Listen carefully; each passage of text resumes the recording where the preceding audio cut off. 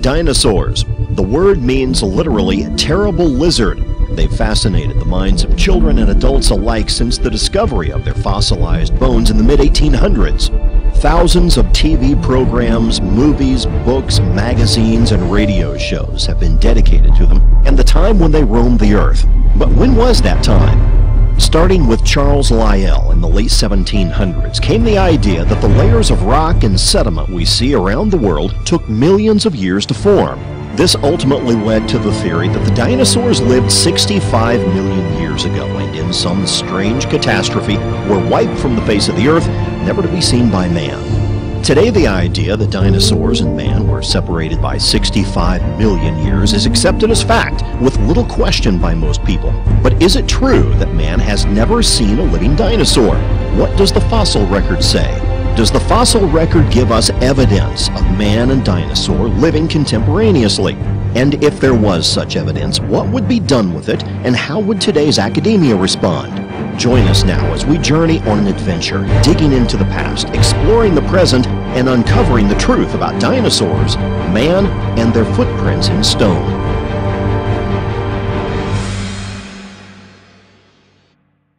Nestled in the rolling hills of north-central Texas is a little town called Glen Rose.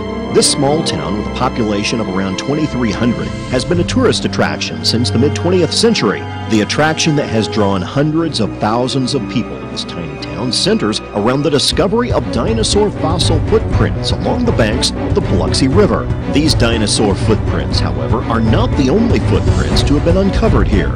In 1908, a massive flash flood tore through the Biloxi River, causing Volkswagen-sized boulders to be washed down the stream. The flood caused the river level to rise 27 feet, and the erosion that resulted from the flood exposed new layers of rock in the bed and shores of the river.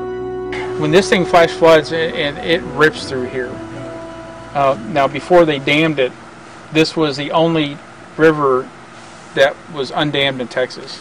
And for every mile it drops 7 feet. So back in 1908, when that flash flood came through here and ripped up all these layers in 1908, no one ever seen a dinosaur track. Ernest Adams and his brother George Adams are credited with finding the first theropod footprints. Robert Summers grew up in Glen Rose and was a close friend of Bull Adams, as he was nicknamed. Well, I was privileged to have lived right next door to a man we called Bull Adams, Ernest Talbert Adams. He just was about 100 steps away from my house, and he was such an interesting fellow that he loved talking about Indians, dinosaurs, you just name it, everything a kid likes to hear, and was quite an expert in most of those fields. So what would be your relationship with him and the tracks? Well, probably no relationship between me and him and the tracks, except for the fact that he was the first one that I know about that knew what they were. His brother George had found them during the summer. He was just kicking around the rocks up the creek here in town. Bull Adams was friends with another resident named Charlie Moss, and in 1909, on one of their numerous swimming excursions in the Biloxi River, Bull showed Charlie Moss another set of tracks. He referred to them as giant man tracks. At least 15 local people testified to seeing the same set of tracks in that area, which became known as the Fourth Crossing Tracks. Moss said about the tracks, they were so plain that you could see where he was walking, and then he got up on the balls of his feet and commenced to run. But it was Charlie Moss who discovered the first human footprints when he came back from the war, was recuperating in his hometown. First human footprints among dinosaur footprints after a spring flood had ripped up the ledge. Well, Bull Adams examined them, and Bull Adams, the scholar, Oxford scholar, who grew up here as well, thought that actually, since he was an anthropologist, he felt that the earliest evidence of man was at Glen Rose. Emmett McFall, another local resident of Glen Rose who owned property adjacent to the Biloxi River, claimed to have first seen the giant man tracks in 1923 when he was 28 years old. What do you remember about your grandfather Emmett and what he found and saw? Well, of course, personally, I first remember in the 50s, in the early 50s when I was a young boy, but he bought this place in 1929. And just a year or two after he bought it, they had a big flood, and he'd uncovered some of the tracks that are visible today. But Emmett McFall, when we went to his house, it was the most unusual house, I guess it's still over there, and he had some of the tracks around a tree. He's the one that, he and Cecil Doherty, the one that told me where they were, and then I'd take field trips every year. When the stock market crashed in 1929, the Great Depression hit, and many people did just about anything they could imagine to earn money. Several local residents, like Jim Riles and his wife, took up the side occupation of chiseling dinosaur tracks out of the riverbed and selling them to tourists. During the 30s, he had a man that worked for him that lived here on the place named Jim Riles, and Jim dug out what we call human tracks and dinosaur tracks, and they sold them to different people. To the residents of Glen Rose, Texas, the idea of man and dinosaurs living together was not so strange. Before the 1930s, the theory of evolution had not become widespread throughout the public education system. As a result, the residents in and around Glen Rose thought nothing of these giant human footprints in stone. The amazing thing about it is that I wasn't amazed at the time. And we were looking at these tracks, and I walked over to the side and I said, well, they must have been playing with the kids down here, because here's some boy or man tracks right alongside of them, but I didn't think anything about it. And until much, much later, found out the significance of man tracks with dinosaurs. I didn't have a problem with that. And until I started learning some of the things they were teaching in schools, that man came along a long time after the dinosaurs, supposedly. A very clear and pristine human track was extracted by Riles and then sold to a Dr. Cook in Cleburne, Texas. Well, I guess that was in the 30s, or it might have been in the 40s. He dug out a real good one that he sold to, he was a doctor, an MD over in Cleburne in Johnston County, and it was perfect. I never seen the actual track. My dad and my granddad did, but I seen pictures of it. But it had just perfect 5 toes, arched the foot, healed just like we have today if we was to step in mud, and then the mud would harden, and form. I mean, it was perfect. Thousands of people claim to have seen this track, which was on display on the wall of the Cook Medical Clinic. Unfortunately, upon Dr. Cook's death, it is believed by his son that the track was stolen and is still missing to this day. In the late 1930s, early fossil hunter Roland T. Byrd came to Glen Rose looking for fossils and dinosaur tracks. His initial interest in Glen Rose was sparked by a set of fossilized human footprints he saw on display in a small Arizona trading post. Byrd was quoted as saying this in Natural History magazine, quote, "Yes, they apparently are real enough. Real as the rock could be. The strangest things of their kind I have ever seen. On the surface of each was displayed the near likeness of a human foot, perfect in every detail, but each imprint was 15 inches long." Roland T. Byrd actually etched his name in paleontological history by coming to Glen Rose and directing the excavation of a series of dinosaur footprints in the Paluxy Basin, near the area that is now the state park. The May 1939 Natural History magazine article was the first and last time Byrd mentioned the human tracks in his writings of the Paluxy fossil tracks. A short time later, a geologist named Clifford L. Burdick was inspired by the article and decided to investigate the Glen Rose tracks. Burdick began his search with the human prints he saw in the article taken from the storefront window in 1945 and managed to locate them in a small museum in Arizona. Now later in 1950, he published a short article entitled "When Giants Roamed the Earth, Their Fossil Footprints Still Visible," in the Seventh-day Adventist periodical Signs of the Times. Burdick continued to research and document the tracks throughout his lifetime, and multiple footprints, both dinosaur and human, were found and extracted from the riverbed. The primary reason they were extracted was because when exposed to the weather, they were subject to serious erosion due to the carbonic acid that built up on them. They would be preserved if extracted. You see, erosional factors are at play. Weatherizing the flow of the river. And when the river gets dry, carbonic acid actually eats into the rock.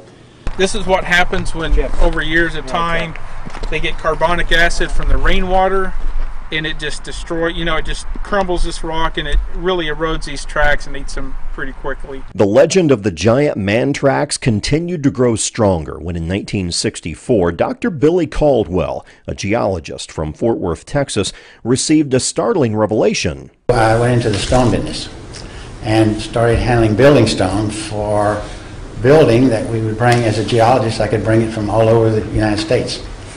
And one day in 1964-65, one of my stone suppliers from Glen Rose, his name was Bill Osborne, he came in with a pickup truck, and the back of the truck said, "I want to show you something." And the back of the truck was a piece of Glen Rose limestone. I could still see the fossils in it.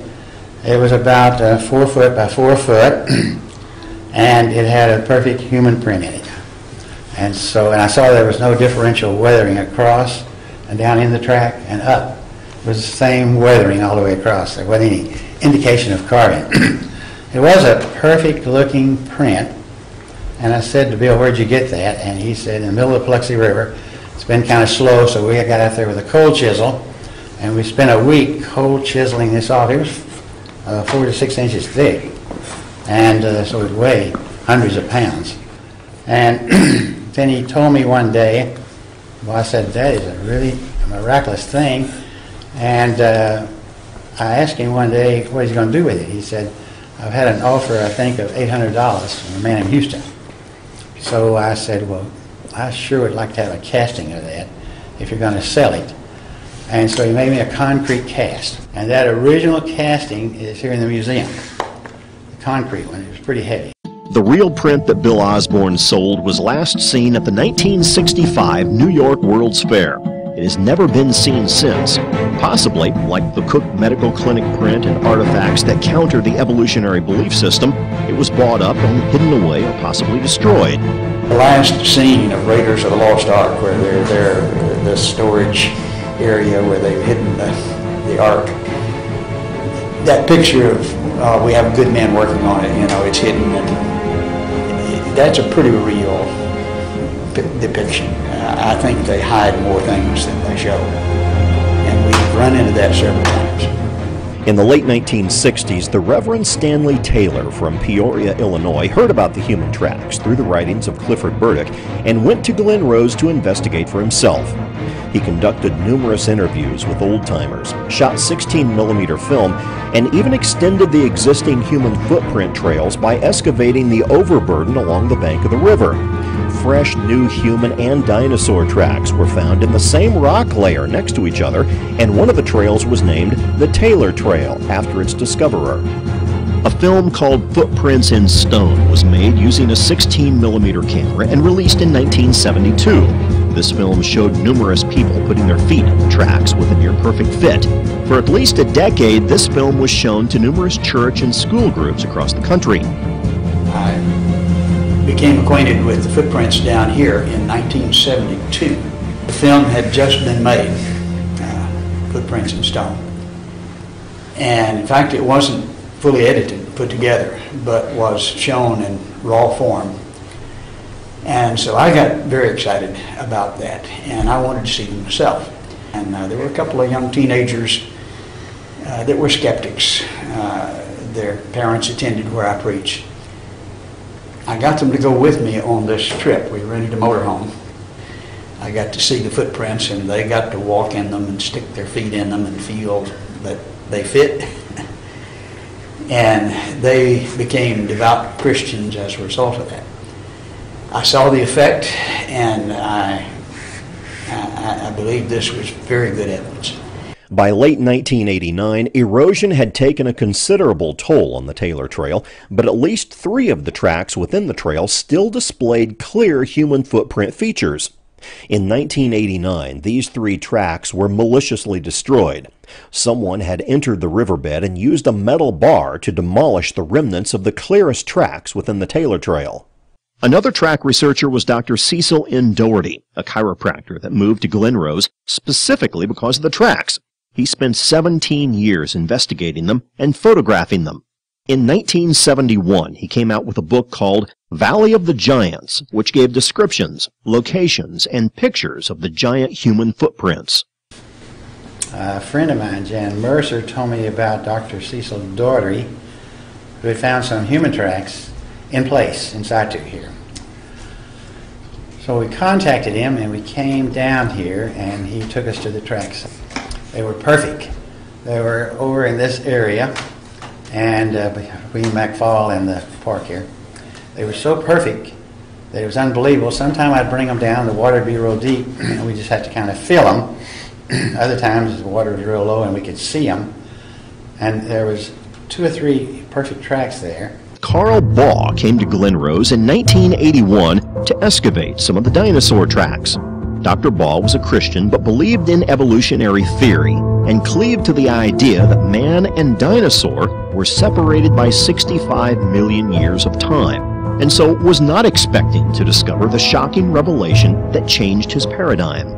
So I finally came to Glen Rose. I was completing the Master's in Archaeology. I had referred to the possibility that there were human footprints among dinosaur footprints. So my mentor, Dr. Clifford Wilson, said, if you're going to refer to that, I'm assigning you an actual excavation. You'll need to go to Glen Rose and perform an actual excavation. So I got volunteers and did. At that point, I still personally held to the long ages. I accommodated the dinosaurs in the Mesozoic era of the past, and I felt that there was some substantiation to the geologic column.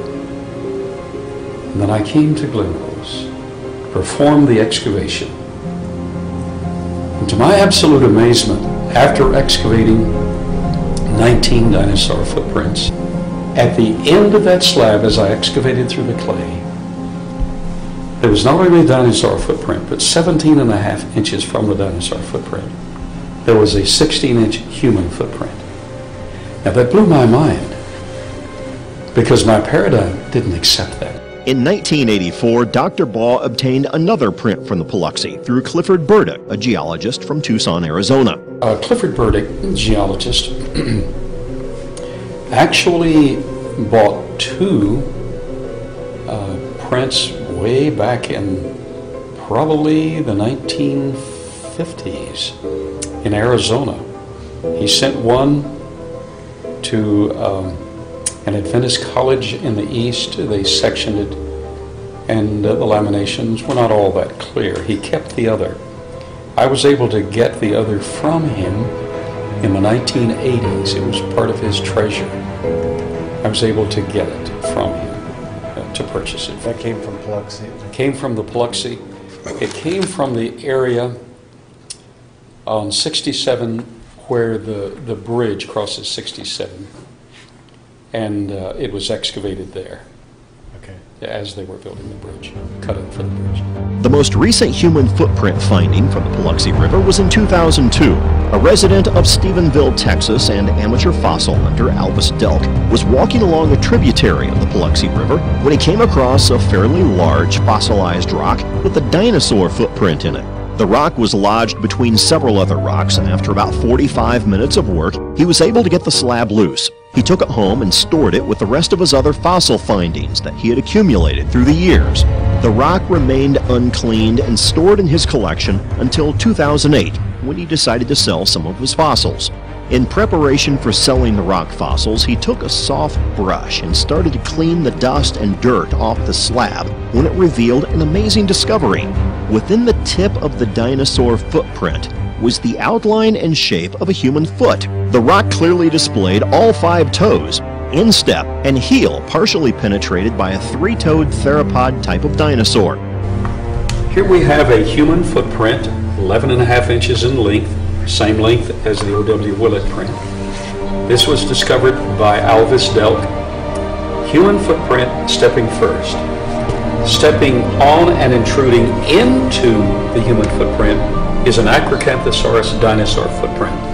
Notice some of the mud was consolidated in the human footprint, and the dinosaur actually pushed it up into the human footprint as he moved forward. Spiral CAT scan technology has been applied in 2 certified laboratories and has found that under the human track, around it, under and around the dinosaur track, we have the same compression density.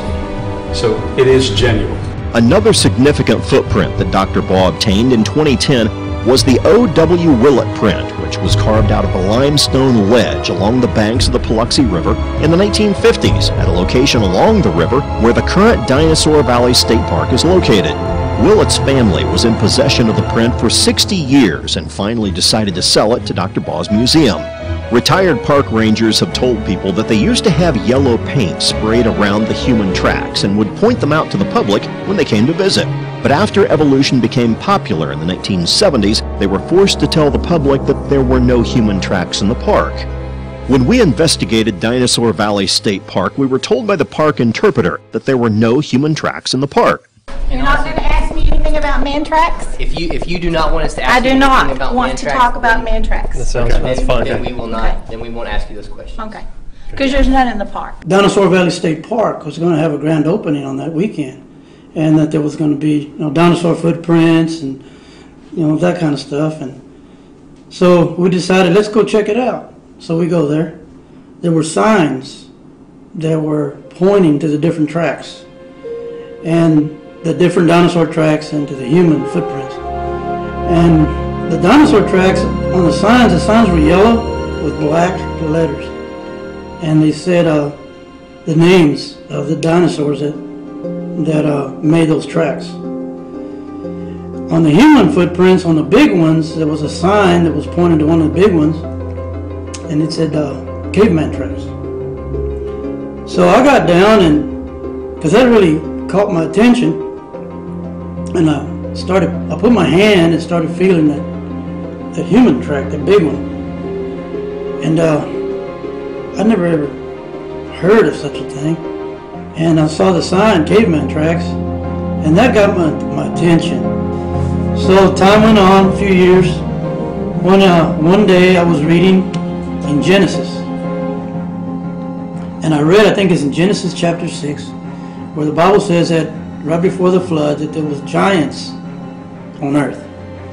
And right when I read that, it was like a slide, like a picture in my head. I remember that footprint that I had seen about 12 years before that. There at Dinosaur Valley State Park. And I told my wife, I got up and I told my wife, it says here that there used to be giants on the earth. We got to go in the car. We got to go, I got to show you these. So we made a beeline for the state park. 12 years had passed since the time that I'd been there with my buddies. And we went, my wife and I, and went down there and we looked and looked and looked. Couldn't find any human footprints anywhere.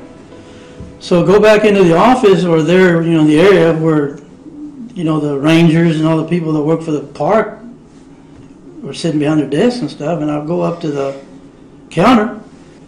I said, what happened to those caveman tracks that y'all used to have out here? And they all looked at me and they didn't say anything. I said, what happened to the human footprints and the caveman tracks that you used to have here? And someone spoke up and said, we never had anything like that out here. I said, oh yes you did, back in 1972. I saw them and my buddy saw them. No, we've never had anything like that. So I left, and we were in the parking lot, but there was an elderly gentleman that was inside, and I didn't notice him, but he followed me outside, and he stopped me in the parking lot. And he said, pardon me, sir, and I said, yes. He said, I heard what you were saying inside. I heard what you were asking those people in there he pointed to it's kind of wooded around in there. It's hilly and wooded. He pointed to the woods, and there was a building, a small building like a shed. And he said, those signs that you said you read, the caveman tracks and the dinosaur names that were on those signs, he said, they're in that shed, they're in the woods. That shed, you see it? I said, yeah, I see it. He said, those signs are in that shed. And I asked him, how do you know? He said, I put them there. And I said, you put them there? He said, yes, I put them there. He said, I used to work here back during that time that you're talking about. And I asked him, I said, well, what happened? And he said, well, they took the signs out and they took the footprints. They took them out. And I said, well, then they were here. He said, oh, yeah, they were here. But the human tracks aren't just a local phenomenon. This is a worldwide occurrence. There are fossil footprints in almost every continent of the world. We find them in Asia. We find them in Africa, South Africa. We find them in France, Italy, Australia, Mexico, Central America, Nicaragua. Some of the footprints here locally are in Glen Rose. We also find them in Tennessee and in Kentucky, in Oklahoma, in Utah, in Arizona, in Colorado. And so this isn't really isolated to Glen Rose. These fossil footprints can be found on a global scale in many different parts of the world. There are two more sites in Texas, down near Sonora, Texas. There's a site where there are 5 in a right-left pattern. They were discovered in the 30s. A&M came down and studied them and documented them and photographed. I have their photographs. They're much more spectacular now, but they're still plain. 2 or 3 of them are just spectacular. In Cretaceous limestone. That's down at the southern extreme of the state. On the northern extreme, up in the Panhandle,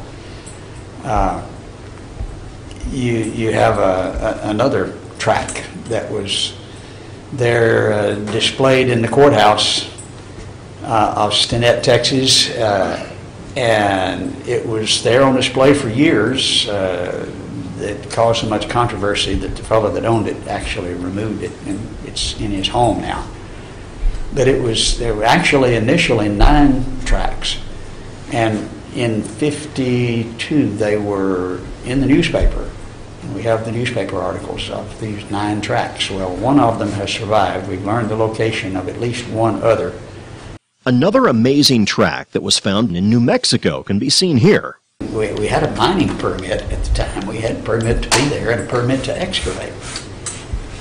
But you have to pass through about 5 different ranches in order to get to the spot. And the fellow that owned the ranch adjacent to the property, I mean, this was BLM property, the Bureau of Land Management, was not his, but he thought it was his. And we had the paper, the permit.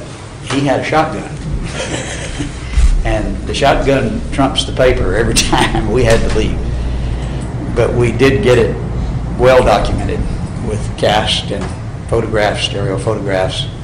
We did not get the track. In 1968, amateur fossil collector William J. Meister discovered the fossil of a human footprint. When Meister first found the print, he took it to a geologist to examine it. The geologist offered him $250,000 for the print. Meister asked, "What are you going to do with it if I sell it to you?" The geologist responded, "I'm going to destroy it.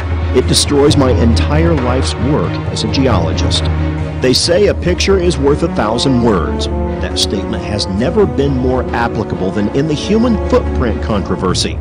Dr. Patton, in his lifetime of expeditions, has experienced numerous attempts to block, stall, and hinder the finding of the truth regarding man and dinosaur living contemporaneously.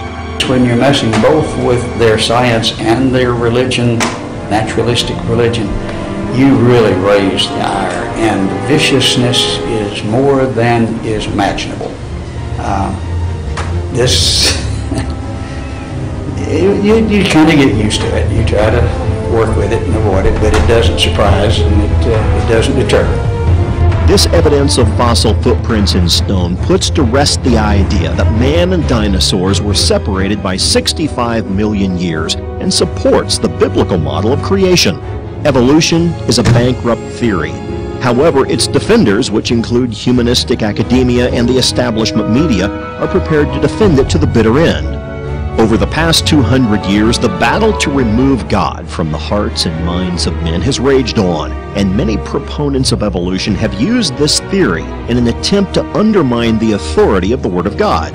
Any evidence in support of a biblical model of creation, no matter how convincing, will continue to be opposed in support of evolution because of the implications of having the Bible shown to be correct. But what are the implications of the foundational battle of creation versus evolution? Either we arrived by a naturalistic evolutionary progression, or we arrived by special creation. In every major university around the world, in the philosophy department, the four great questions of life are taught, or they're asked. They're never answered. Those four great questions are, who am I? Where did I come from? What's my purpose here, and where am I going? Who am I if evolution is true? Nobody. Where did I come from? Came from a rock. What's my purpose? I'm fertilizer for the future. Where am I going? Nowhere. If evolution is true, this is it. But some creationists hold to evolution and say, well, this is how God did it. If God did it that way, but said he did it otherwise, you can't trust him. You're not going anywhere. If evolution is true. And leading evolutionists have admitted, laughingly, some of you Christians hold to evolution and you think you're being academic. They're incompatible. It's one way or the other, and they laugh and admit it. So, the other alternative. What if creation is true? If creation is true, who am I? I am an individual originally made in the image of God. Even though I'm really scarred, and I've not lived up to that image as I should have, originally I was made in the image of God. If creation is true, who am I? That's who I am. Where did I come from? I came from his direct hand of special creation through Adam and Eve. What's my purpose here? My purpose is first of all to know him, privileged to know him, and then to represent him, to be his ambassador, to speak for him. And the fourth question, where am I going after this is over? I'm going home to be with him for all eternity. For God inhabits eternity.